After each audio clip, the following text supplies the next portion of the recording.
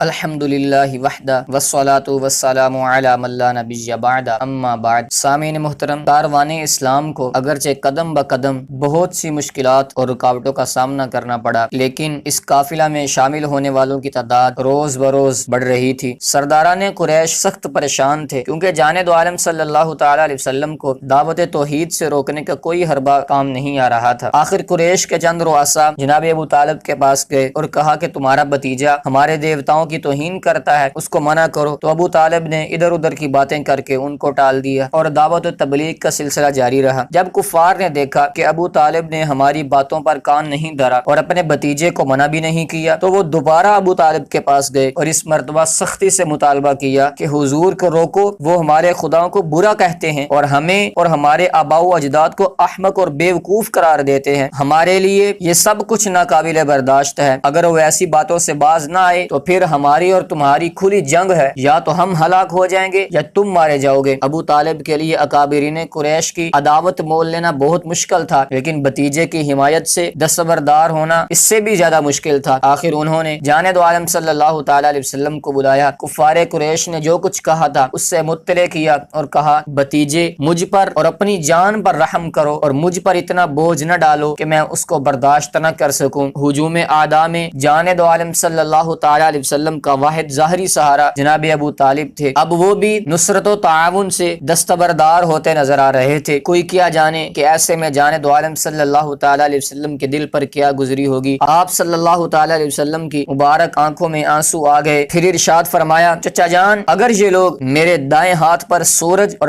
بائیں ہاتھ پر چاند لا کر بھی رکھ دیں اور پھر مجھ سے مطالبہ کریں کہ میں اعلان توحید ترک کر دوں، تو میں پھر بھی ان کا مطالبہ نہیں مان سکا۔ اب یہ کام جاری رہے گا، یا تو میں کامیاب ہو جاؤں گا یا اسی راہ میں شہید ہو جاؤں گا۔ یہ الفاظ ادا کرتے ہی آپ صلی اللہ تعالی علیہ وسلم بے اختیار اشکبار ہو گئے اور اٹھ کر چل دیے۔ بھتیجے کی یہ کیفیت دیکھ کر شفیق چچا کو بہت پیار آیا۔ پیچھے سے آواز دی، جانے دو عالم صلی اللہ تعالی علیہ وسلم نے بچشم نم مڑ کر دیکھا تو صاحب عزم و ہمت چچا نے کہا، جا بھتیجے، تیرا جو جی چاہتا ہے کہ خدا کی قسم میں تیری حمایت سے کبھی دستبردار نہیں ہوں گا۔ کھلی جنگ کی دھمکی سے بھی کام نہ بنا تو مشرکین نے ایک اور کوشش کی۔ اس دفعہ وہ ولید کے بیٹے عمارہ کو ساتھ لے گئے اور ابو طالب کے سامنے یہ تجویز رکھی کہ تم عمارہ کو لے لو، یہ عرب کا سب سے خوبصورت، بہادر، تندرست، توانا اور عقیل و فہیم نوجوان ہے۔ یہ تمہارا بیٹا ہوگا اور زندگی کے ہر مرحلے میں تمہارا دستے بازو ثابت ہوگا۔ اس کے عوض حضور کو ہمارے حوالے کر دو تاکہ ہم اسے دیوتاؤں کی توہین کے جرم میں قتل کر ڈالیں اور روز روز کا جھگڑا ختم ہو جائے۔ ابو طالب نے کہا، کیا ہی احمقانہ تجویز لے کر آئے ہو تم، یعنی میں تو تمہارے عمارہ کی پرورش کروں اور تم میرے بھتیجے کو مار ڈالو؟ ایسا تو میں ہرگز نہیں کروں گا۔